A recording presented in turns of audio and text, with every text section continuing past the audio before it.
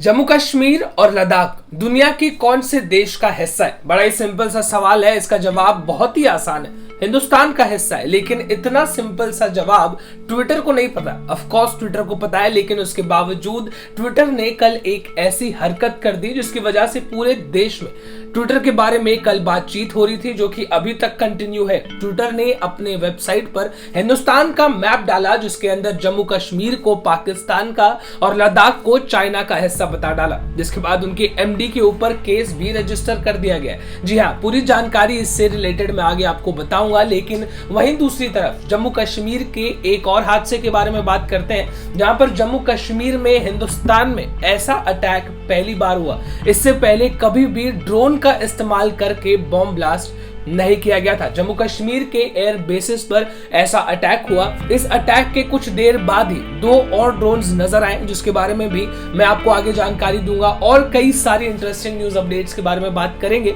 लेकिन उसके पहले आप सभी को मेरा नमस्कार। मेरा नाम है देवेश सिंह। समाचार 2.0 में आप सभी का स्वागत है। जिस थाली में खाना उसी थाली में छेद कर देना, ये कहावत आपने जरूर सुनी होगी। ट्विटर इंडिया हिंदुस्तान में कमाता है, हिंदुस्तान में खाता है, लेकिन उसके बावजूद वो ऐसी हरकतें कर रहा है। अब आपको जानकारी है, एक आम जनमानस अगर गूगल भी करता है हिंदुस्तान का मैप देखने के लिए, तो उसको हिंदुस्तान का मैप दिख जाएगा। क्या इस बात की जानकारी ट्विटर को नहीं है? जम्मू कश्मीर को पाकिस्तान का हिस्सा बता देना, लद्दाख को चाइना का हिस्सा बता देना कितना ही ज्यादा सही है। एक आम आदमी भी गूगल करेगा तो उसको सही मैप मिल जाएगा। क्या ट्विटर को नहीं मिला? ट्विटर को पता है हिंदुस्तान का मैप क्या है, लेकिन उसके बावजूद जानबूझकर उसने ऐसा किया। किसी के अकाउंट को ब्लॉक कर देना, किसी सेलिब्रिटी के अकाउंट को ब्लॉक कर देना, वो सारी चीजें अलग हैं, वो अलग मसला है। लेकिन हिंदुस्तान के मैप के साथ छेड़खानी करना, हिंदुस्तान की इंटीग्रिटी के साथ छेड़खानी करना बहुत गलत बात है। फिलहाल उनके एमडी के खिलाफ भी केस रजिस्टर कर दिया गया है, लेकिन ट्विटर ने उसके बाद अपने वेबसाइट से उस मैप को हटा दिया गया है, क्योंकि पब्लिक आउटरीच इतना ज्यादा था। ट्विटर पर ही ट्विटर बैन ट्रेंड हो रहा था, जिसके बाद उन्होंने मजबूरी में उस मैप को हटाया। लेकिन मुझसे पूछे, मेरे एनालिसिस के हिसाब से मुझे ऐसा लगता है कि ट्विटर को इस बारे में जानकारी थी कि अगर वो ऐसा करेगा तो उसके साथ ये सारी चीजें होने वाली हैं। क्योंकि ऑफ कोर्स आप देख रहे हैं ट्विटर के साथ लगातार पिछले कुछ समय से कैसी चीजें हो रही हैं, लेकिन उसके बावजूद उसने डिसाइड किया कि एक और हल्का सा हरकत करते हैं। इस पूरे मामले के पीछे आखिर उनका क्या इंटेंशन है? आखिर लगातार ट्विटर ऐसी हरकतें क्यों कर रहा है, कोई आइडिया नहीं है। लेकिन फिलहाल जो अभी इंडिया के मैप के साथ किया गया है, इसको काफी ज्यादा कंडेम किया जाना चाहिए। हिंदुस्तान की फाइनेंस मिनिस्टर निर्मला सीतारमण, इन्होंने फाइनेंशियल एड्स को और ज्यादा एक्सपांड कर दिया है। नंबर्स आप अगर सुनेंगे तो शॉक हो जाएंगे। मुझे पता है नंबर्स सुनने में आपको कोई इंटरेस्ट नहीं है, लेकिन बिल्कुल भी मैं आसान भाषा में आपको समझाने की कोशिश करूंगा। सबसे पहले बात करते हैं हेल्थ इंफ्रास्ट्रक्चर की। आपको पता है थर्ड वेव अगर आ गया तो हिंदुस्तान उससे किस तरीके से लड़ेगा, इसलिए उन चीजों को और मजबूत करने के लिए निर्मला सीतारमण ने पब्लिक और प्राइवेट सेक्टर का बहुत ज्यादा ख्याल रखा है, जिसमें 23,000 करोड़ रुपए इनके लिए एलोकेट कर दिए गए और भी काफी सारे पैसे। और जिन लोगों को लोन लेने की जरूरत है इमरजेंसी के लिए, उनके लिए भी पैसे एलोकेट कर दिए गए। टूरिज्म इंडस्ट्री की बात करें, जो कि टूरिज्म पर ही डिपेंडेंट है, लेकिन कोविड और लॉकडाउन की वजह से उनका फिलहाल घर नहीं चल पा रहा है, तो उनके लिए भी 60,000 करोड़ रुपए एलोकेट कर दिए गए, जो कि वो लोन ले सकते हैं, जिसमें ज्यादा से ज्यादा इंटरेस्ट लगाया जाएगा, सिर्फ 8.25% रुपए। अब टूरिज्म इंडस्ट्री में जो एजेंसीज होते हैं, उनके लिए भी 10 लाख रुपए का लोन लेना काफी आसान होगा। जो टूरिज्म गाइड्स होते हैं, जो टूर गाइड्स होते हैं, उनको भी 1 लाख रुपए तक का लोन बड़ी आसानी से दे दिया जाएगा।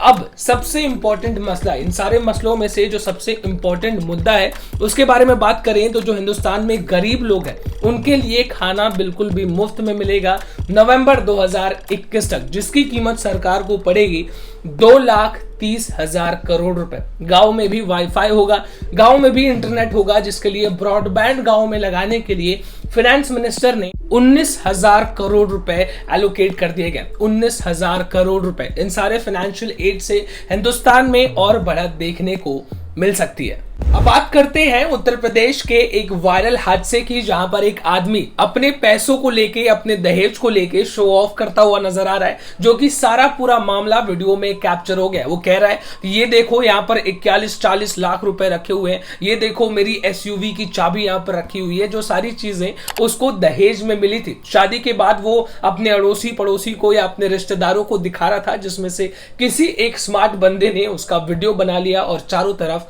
फॉरवर्ड कर दिया, जिसके बाद सोशल मीडिया पर यह वीडियो वायरल हुई। तो फिर क्या था, पुलिस की भी नजर पड़ी और आईटी डिपार्टमेंट की भी नजर पड़ी। अब जो लोकल्स हैं वहां पर, उनका यह कहना है कि लगभग 1 करोड़ रुपए का दहेज इस आदमी को मिला है। उस आदमी ने 1 करोड़ रुपए के दहेज लिए, जिसके बाद फिलहाल आईटी डिपार्टमेंट और पुलिस डिपार्टमेंट सब लोग पूरी इन्वेस्टिगेशन में लग गए हैं। इस वीडियो पर एक नजर डालिए। 20,51,000 रुपए भाग के 31 जोड़ी कपड़े थाना बॉम्ब से, और ये भाई इस्लाम ने दिए 21 लाख रुपए। एक किया 40, ये कितनी है जी? 40 चीज सोने की है, 20 चांदी की है, 11 चीज ये जो सिंधी सिमगन की है, 11 चीज सिंधी सिमगन है, और ये गाड़ी की चाबी किया, कौन सी गाड़ी है? किया सेल्टो। अरे खड़ा ले लो रे।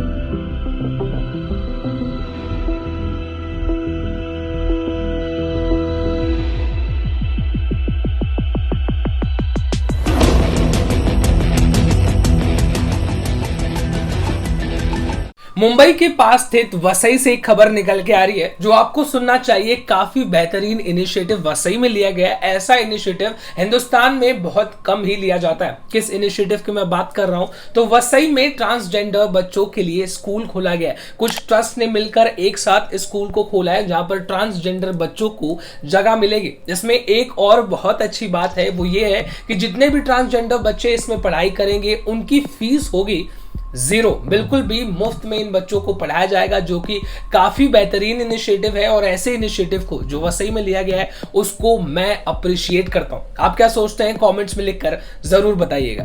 आज की तारीख है 29 जून 2021। लगता है आज का दिन बड़ा अच्छा है, मतलब बैक टू बैक इतनी पॉजिटिव न्यूज निकल के आ रही है। मैंने आपको 2-3 ऑलरेडी बता दी है, एक और सुनने के लिए तैयार हो जाइए। और ये न्यूज अपडेट वैक्सीन से रिलेटेड है, जहां पर दुनिया में सबसे ज्यादा वैक्सीन डोजेज अगर कहीं पर एडमिनिस्टर किए गए हैं, तो वो बन चुका है हिंदुस्तान, इंडिया, जो कि इतना ज्यादा पीछे था और अब उसने दुनिया में सारी कंट्रीज को बीट कर दिया। मैं आपको नंबर बताऊं, सबसे पहले अमेरिका का सुन लीजिए, जो सबसे आगे था, है अब नहीं है, जहां पर अमेरिका में 323.33 मिलियन यूएस डोजेस एडमिनिस्टर कर दिए जा चुके थे। वहीं पर हिंदुस्तान की बात करें तो 323.66 मिलियन वैक्सीन डोजेस अभी तक एडमिनिस्टर कर दिए जा चुके हैं। यानी कि हिंदुस्तान बीट बैक कर चुका है, बाउंस बैक कर चुका है और फिर से नंबर 1 पर। हिंदुस्तान के पास एक बिल्कुल नई न्यू जनरेशन की न्यूक्लियर केपेबल अग्नि बैलिस्टिक मिसाइल आ चुकी है, जिसका टेस्ट कल किया गया और इस टेस्ट में यह मिसाइल 100% खरा साबित हुआ। सबसे पहले मैं आपको रेंज की बात बता दूं, तो इसका रेंज है 1000 से 2000 किलोमीटर तक। यानी कि अगर मैं अपनी बिल्डिंग की छत से फायर करूंगा तो मेरे गांव तक जाके गिर सकता है, या शायद उससे भी ज्यादा दूर। इतना बेहतरीन इसका रेंज है। इस टेस्ट के जितने भी ऑब्जेक्टिव्स थे, हाई एक्यूरेसी के साथ सबको पास किया, जिसके बाद इसका नाम फिलहाल रखा गया है अग्नि प्राइम। इस टेस्ट के बाद जो हिंदुस्तान के डिफेंस मिनिस्टर है, उन्होंने डिफेंस साइंटिस्ट को कांग्रेचुलेट किया कि उन्हीं की वजह से हिंदुस्तान के पास एक और इतनी एडवांस्ड मशीनरी आ चुकी है। इसी के साथ आज की आखिरी न्यूज अपडेट के बारे में बात करते हैं, जहां पर जम्मू कश्मीर की आपसे बात की जाएगी। जम्मू कश्मीर में पहली बार ऐसा अटैक हुआ। आज के पहले कभी भी ऐसा अटैक नहीं किया गया था जहां पर ड्रोन का इस्तेमाल करके बॉम्ब ब्लास्ट किया गया हो। जी हाँ, हालांकि इस पूरे अटैक में किसी की जान नहीं गई, किसी को चोट नहीं आई, लेकिन इस ड्रोन अटैक के बाद जो इंडियन एयरफोर्स के डिफेंस बेसिस के पास किया गया था, इस अटैक के कुछ देर बाद ही बॉर्डर्स पे 2 और ड्रोन नजर आए, जिसको डिफेंस फोर्सेस ने तुरंत देखते ही उसके ऊपर ओपन फायर करना शुरू कर दिया। और ओपन फायर करने की वजह से वो ड्रोन्स वापस पीछे चले गए, जिससे एक मेजर अटैक को रोक दिया गया। लेकिन सवाल आम जनता का सरकार से फिलहाल ये है कि जब लगातार ऐसा किया जा रहा है, अब देख रहे हैं पुलिस वालों को जम्मू कश्मीर में मारा जा रहा है, जो पहले पुलिस वाले वहां पर रह चुके हैं उनके पूरे परिवार को खत्म कर दिया जा रहा है, उसके बावजूद भारत की सरकार इनके खिलाफ एक्शन क्यों नहीं ले रही है? मैं बताता हूं एक्शन क्यों नहीं ले रही है। क्योंकि अभी इलेक्शंस नहीं है ना, जब इलेक्शंस होंगे तब एक्शन लिया जाएगा। अगर मैं आपको बता दूं फॉर एग्जांपल, अभी इलेक्शन होता और अभी बैक टू बैक पाकिस्तान वाले ऐसा अटैक कर रहे होते तो जो भारत सरकार है वो पूरे पाकिस्तान को उड़ाने की इजाजत दे देती, लेकिन अभी इलेक्शन नहीं है तो पॉलिटिक्स यू सी। इसी के साथ आज की न्यूज अपडेट में बस इतना ही। कल आपसे फिर से मुलाकात करेंगे, तब तक के लिए आप अपना ख्याल रखिए। This was me Devesh Singh signing off. जय हिंद।